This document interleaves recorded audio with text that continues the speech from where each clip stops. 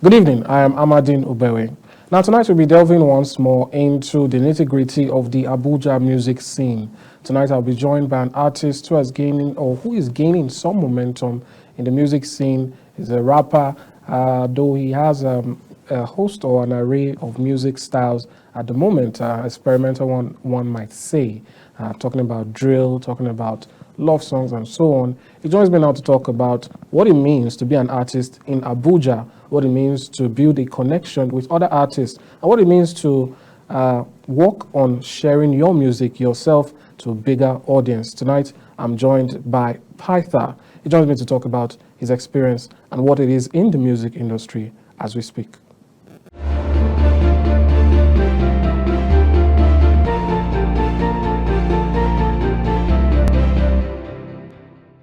Pytha, welcome to Top Talk. Yeah, thank you. It's been a while. How have you been? Been great.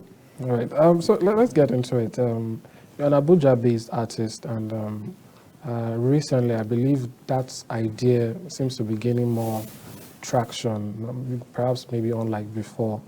There seems to be more respect given to people of your kind. But before we start to talk about whatever groups you belong to, let's talk about your own process. Okay. You know, what is Pytha about? What leads to the music you make? I say this because artists tend to have a wide array of answers to this question. Some people say that to get into the mood, they have to go off into the forest and spend some days just in nature. Others say different things. So I'd like to get, what's your own process like? Well, no disrespect to anybody, who has to do whatever fun they have to do. Well, my process is pretty simple, just like everybody else's. Every average person, because I consider myself an average person, really. I just make story off of whatever my situation is in life, and that's what I make story off of. And it might surprise a lot of people to know that I do not write on any influence of anything. My only influence is the beat, and there's the way music just moves me spiritually. I feel like music is my only high. I listen to music, the sounds, the sonics, everything. They just connect to me in a certain way. I get on a certain frequency, and when I get there, I'm locked already. Like I was probably just chilling 5 minutes ago, and the next 5 minutes, I've written a song, and I look back 5 minutes later, and I'm like, did I just do that? You get me? So, and that's what's magical about it. That's what's fun about it. The song, I might later not feel it as much anymore, but like that moment, it's like my precious baby. So, my inspiration, like I said, is just sometimes I don't even understand it. I've made music under different circumstances. I've made music with people who I have to get influenced by certain substances, and in the same room with them, and I still deliver what I have to deliver. In fact, some of them just they lose themselves after they are under the influence, because half the time, sometimes when they are high, they can't write. And I'm not trying to diss anybody, anyways, but like my point basically is I like my head clear. I like to be seen. I like to be in control of things. Although I can't be in control of many things, I'm not God at the end of the day. But like. Yeah, I hope I have answered the question. Well, let me what I have to say. You spoke about beats, that when you hear the beat, it moves you. But I also know, anybody who knows Python knows that sometimes it seems as though there's music in your head. You seem to rap or perform even when there's no instrumental in sight. So what's happening in those periods? I have a beat going on in my head already. Like there's something we call metronome in music. Like 1, 2, 3, 4. Like when the music is going on, I can tell who is a musician or who does music when the song is playing, because there's a way we bump our head to it. Like we count it already. Like there's always that count going on. Every other person listening to a song is just vibing, dancing, and all that. But that number is just like it's already in our blood. Like so, it's like the ones and zeros for the programmers and stuff. So if there's no beats going on, there are times where I have to write with no beats, and I just have to like explain my ideas to my producer that this is how I want the beat to go, or probably look for the type beats that I want somewhere on the internet and work with that. So yeah, I'm counting in my head basically. That's it. Okay. I want to talk about your method of reaching people. A cursory look at your Instagram shows quite a number of engagements, particularly for someone who seems to not have what we would say established or more older artists are having. Well, we know that some artists don't even control their own pages, but I'm on the impression that you do that yourself, and you seem to have a way of racking up your own numbers for someone who, yes, you do. That's interesting. I feel because I'm flattered by that. yeah, the reason is because if you were to take sort of a picture of someone who started the same time as you, has had access to the same resources, and you head over to their page, you notice that, well, they complain a lot. I've personally interviewed a number of artists here who say that they don't know, they put out good stuff, nobody engages, nobody. But it seems that to an extent, you've sort of hacked it because you have thousands of views already all over your pages. So how are you doing that? And are you doing it alone, if I might ask? I feel good that somebody's telling me this for real though. Like, I feel like I needed to hear it, by the way. That sounds like an encouragement. But yeah, I've been the one doing everything myself. I don't have a team yet, or like, not like I don't have a team. I have a team, but like we are not like organized and all of that. Like I have a team of producers. Those are the people I work with predominantly. But like, I need more organized people as far as management, the administration. Administrative side of it, things, marketing, pushing, and all of that. So it's not easy for me as an artist doing all of this. But then let me get back to the question. Yeah, it's been my doing all through. Like earlier during the year, I didn't even plan. I wasn't even sure I was going to drop music. I started the year. I usually end the year on a high note. Generally, like I always make sure that, because the reason is because I'm like, this is about to come to an end.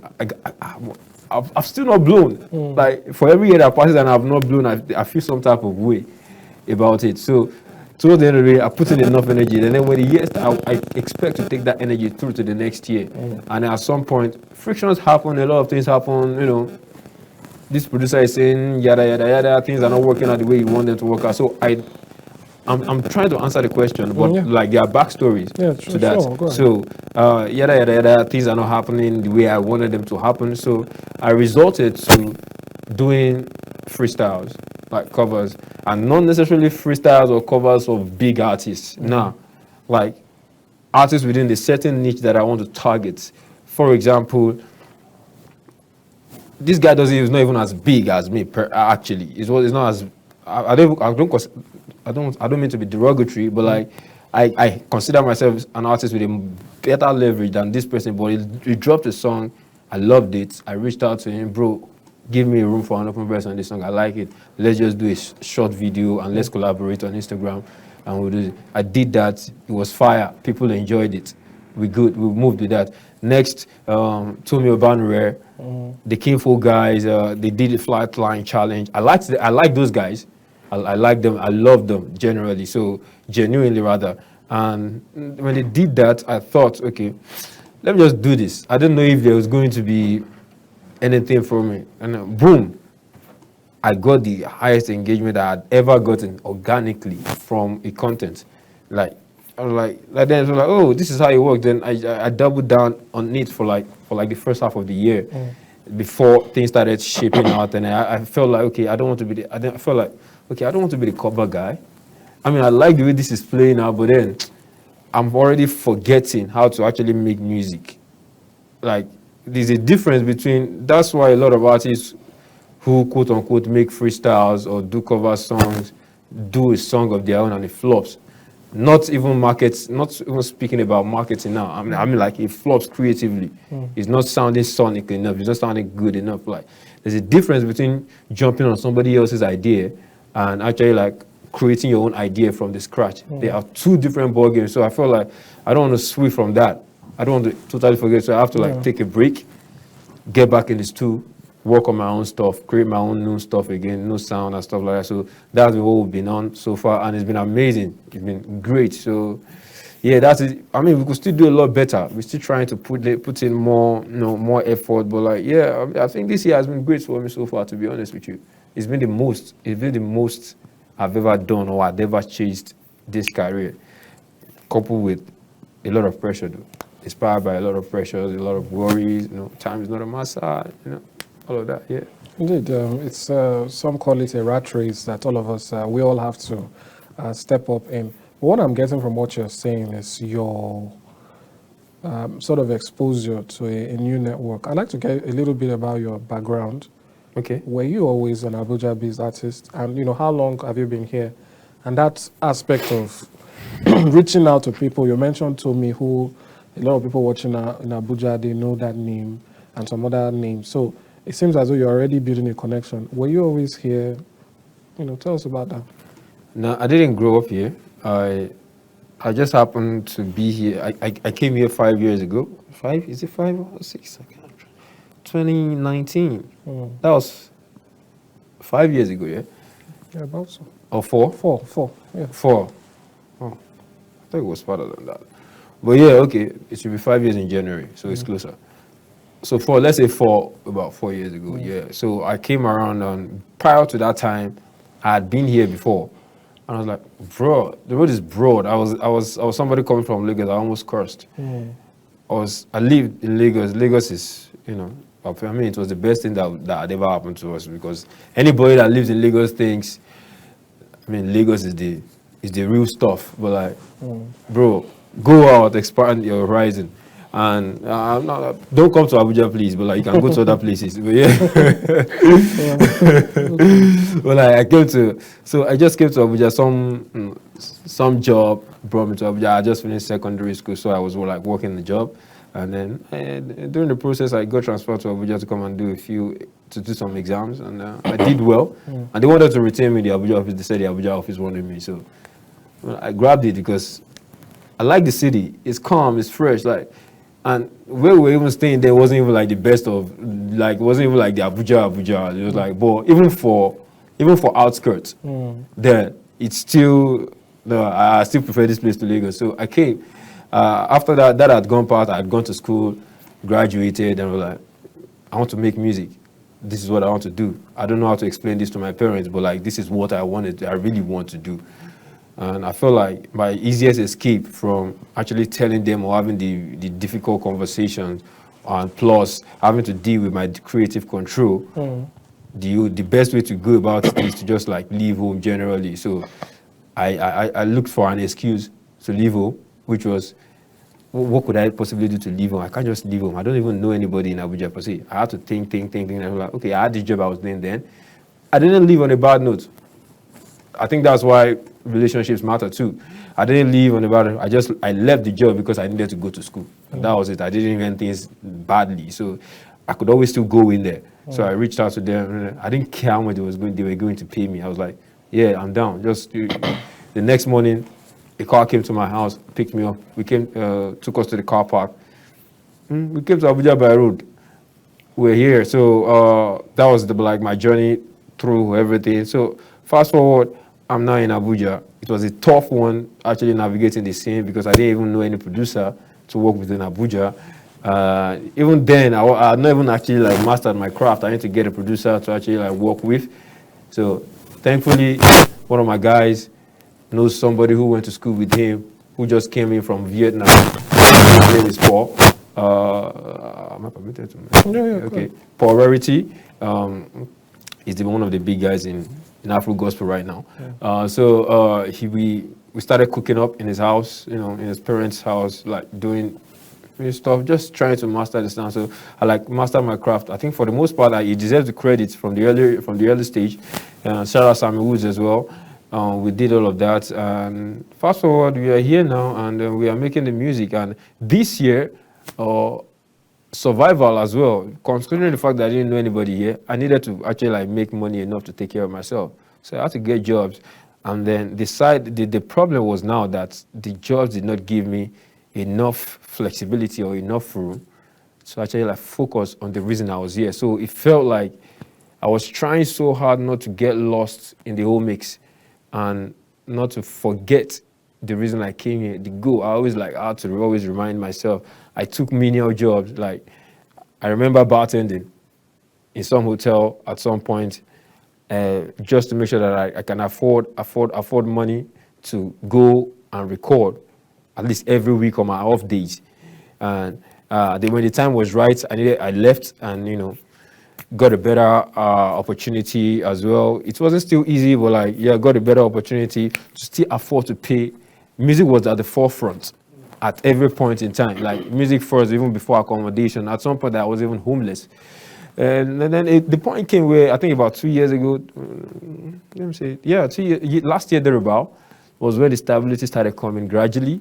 And I was going out, trying to get myself out. And there's one thing about the Abuja scene, and I think it's everywhere. This really, like, you can't just be a stranger and just come and penetrate some people. Like, you know, you can't. You know, they are not going to accept you, no matter how fly you are. I mean, if you're as fly as certain people, of course, yeah. But like, I wasn't that fly. You know, I was just like, so I just tried going and like going for. I remember going for Dumodu shows in 2021, Barracuda. Somewhere in Wuse too, just going there, just trying to see familiar faces, and then gradually, my face started getting familiar to these people. And so, and there's something about the Abuja entertainment scene. It's almost the same set of people you are meeting everywhere you go. Abuja is big, so big yet so small when you are a baller. So I started going.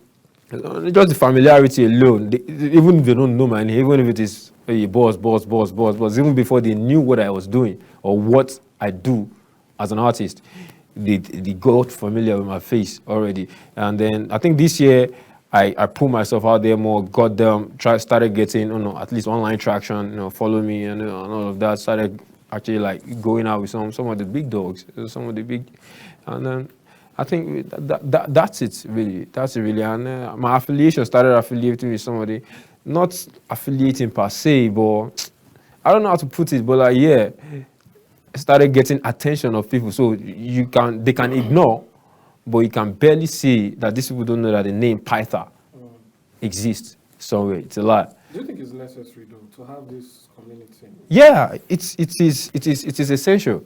It is very essential. Like in music, generally, your affiliation is key.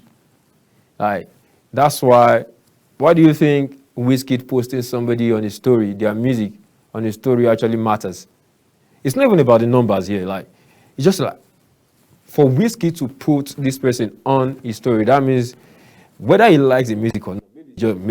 Of course, he wasn't paid because I don't know how much you can pay him. But like, for him to put it, whether he likes the song like that or not, for him to put it there, it actually, for people that look up to Wizkid, it actually matters to them that for Wizkid to like this song or to be listening to this song, then I have to listen to it. Why do you think certain brands or clothing brands use certain people to model their brands? It's because if they get nobody to wear it, nobody's going to patronize them. But for certain people to wear it, okay, see for example, am I supposed to mention this though? There's this online banking, online bank, virtual, they do virtual card and stuff.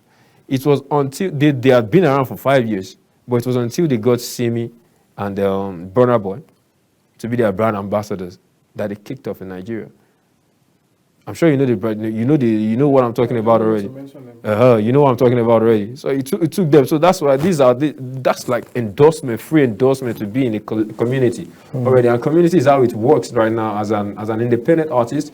Be the community around your craft, like, and by community I don't just mean people that are doing nothing. No, your community is okay. As an artist now, as an independent artist, you can't afford TG Omori, or you can't afford certain types of videographers or cinematographers. You can't afford certain producers. You can't afford certain media platforms or certain media houses. So build with the people that are about your level, that are around this level, but are doing great at it now. So like your community could work with people. That's your community really. If you have graphic designers, because these are all the things that shape your music. It's not just the sound. Yeah, you can do that. That's like the easiest to even get achieved musically. But like communicating it to the audience is where the problem is. Is where the bulk of the job is. So that's why this community thing is very, very important. And that's where, by the time people start saying that, oh, this person likes this, oh, this person listens to this, oh, you listen to this. Trust me, music is a game of leverage. And to some extent, clout. Nobody is ever going to want to be a part of something that is not popping. That doesn't seem like the new cool thing. So try to make yourself the new cool thing. That's what I'm going to say. Thank you. Right, that's fair enough, building that. But I wonder, is it impossible to be the cool outsider?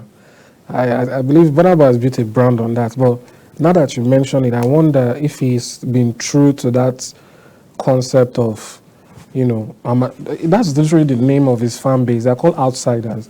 The idea that even in his shows, when he's ranting at times, he'll say, they never liked me, you guys don't like me, that kind of persona.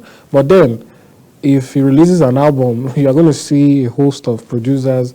So I don't know, is this something where, could that just be business choice, or, people are doing that, also because, definitely it's what he brings to the table. I'm just wondering if that persona can ever be true, where someone feels like, well, I'm a loner, I don't relate to people, and then you go into showbiz in Abuja. You go did there now.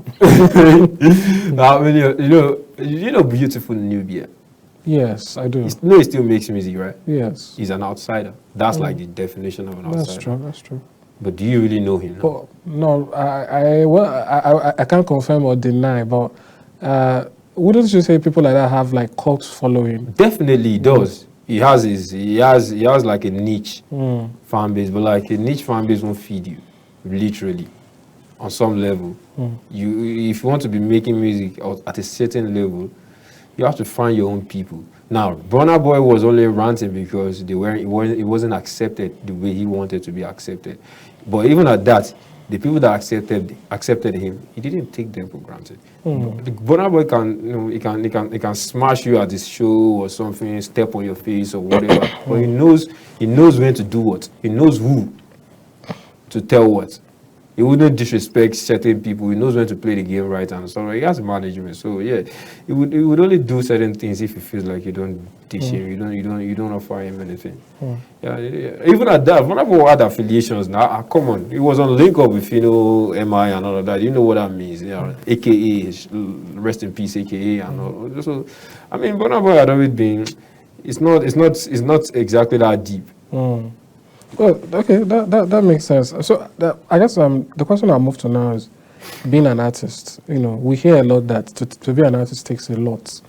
It's almost like the both of us are here, but we're not really the same in the sense that I probably could go on with the rest of my life not caring, if my name is spoken. But it's like there's something in artists that drives them to want to share what they have with people. So in the course of doing that, it can't always be rosy. I think you've spoken a little bit about some of it.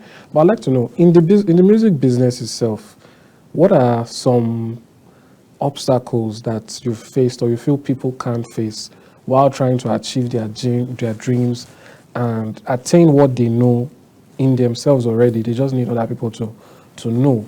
So that's really the question. What have you faced in this business that maybe almost made you say, you know what, I'm done, but then you kept going? What are those things and how did you overcome them? Also speaking now, not just for yourself, for someone who's watching you and probably wants to be the same. Well, number one, definitely money. Number one is money. You have to get your money up. Music is capital intensive. It's very, very expensive craft. There's no amount of money that is enough for music. Let me tell you the truth. People have spent millions, hundreds of millions trying to push a song, and it still didn't go far. It still didn't fly. So there's no amount of money is enough. What you need is strategy. And has it always been this way? I'm just sorry to cut in. Well, I've not always been around, okay. So I can't exactly speak that far. But I think I would say for a fact that it has always been expensive. That's definitely. I think it's even. I would like to even think that might be a lot cheaper now compared to then when people did not have access to certain studio equipment, where then it was even a lot more gate kept than it probably is now. You get me? Now money being a major factor. And at the same time, an advice that will follow that is you can't exactly jump step. You can't think money will help you jump a phase that you have to go through. No. I see artists, I see certain artists, and I'm like, sometimes I just laugh in my mind. Like, the artist, you think is all about. Okay, go ahead. You think it's all about looking fly on your page. I mean, yeah, look fly. You have to look fly as an artist, of course, but like, bro, the major reason you are doing this is music. Like, you want people to know your music. Why not sell the fly look through the music? I'm seeing more pictures and more videos of you looking fly than music on your page. Like, you're not communicating your music to me. More like a model. Than a Literally, musician. like, but and you're not. I won't even call you a model. You're just like a random person that's just using Instagram, in my opinion. So, but he has probably done, one or two things around here, made a couple bucks, and he thinks being fly is what will sell the music. You can't jump the step. There are people that look fly. They are the flies, and they are still there trying to struggle as well, spending money here and there. The lifestyle. I think the idea of the lifestyle. I don't know. I feel like if the lifestyle is what drew you into music, I think you've already made it wrong. You've already lost somehow in the beginning, because the lifestyle is exhausting. What if you're not making enough money to fund the lifestyle further anymore? If you're an artist and you can't afford this, don't let it pull you down. Keep doing your thing. Do the grimiest stuff. Black Bones is a perfect example right now. So yeah, that's that. And then there's number two, acceptance. Don't let anybody intimidate you. Acceptance is another issue here, because what every artist, what their goal or what their aim is to be accepted by people. If at least not everybody, but by majority, to be seen. Sometimes, people not liking your post to get to you. It's petty. It sounds it's petty. Like, it's something you can't tell to your fellow man that, well, God, why you don't like my post? Like, you just like, what the hell are you talking about? That's stupid. But like, well, it matters to you because you feel like it helps you gain credibility. But then, if you know that it helps you gain credibility, then take it as a business and market it. At the end of the day, it's not people that know you that market your that will buy your products. Like, okay, the fact that your friends supported you when you put out your first song, you think they will support you throughout your career? How long will your career last?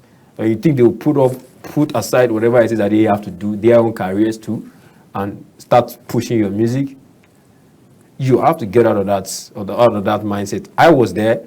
I was, at some point, but like, I have to get out of that. Like, bro, this is business. When I start making my okay, if they are supporting, all the support they've been giving me all this while, trying to give me this small push and all of that. How far has it even taken me? Like, that's the best. That's even the easiest rational way to rationalize it. Like, how best has it taken me? That's like the most positive way to even rationalize it. So I said, okay, you know what? Take this in as a business. Go out there, market it, run ads, and try to market it, or get on challenges or whatever it is that you have to do to get your music out there to new people. If it means going out, there are certain people. Do you know that there are certain people that will not care about you until they meet you in person? Like, okay, for example now, who's the biggest artist in Abuja? Odumodu Black. He probably wouldn't follow you even if your page, even if your this thing is doing well. He probably wouldn't follow you, but he probably sees you.